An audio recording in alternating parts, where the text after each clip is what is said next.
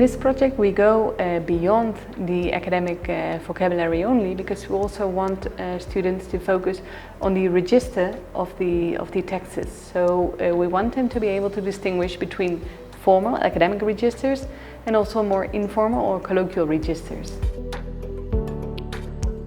It is very important for the students to be able to identify the structures of academic text, because that will help them to predict the content of the academic text.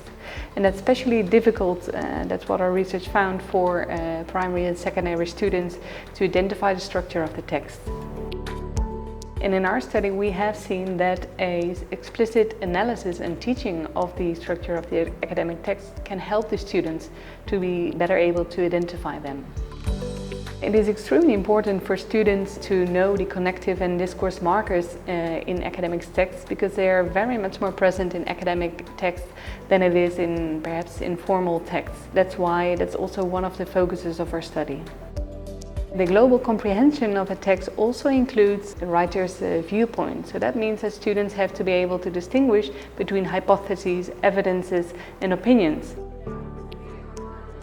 The students also need to be able to identify the markers that express the degree of certainty of the writer, and that will give them information about the certainty of the author, if the author is completely sure about what he's saying or not completely sure.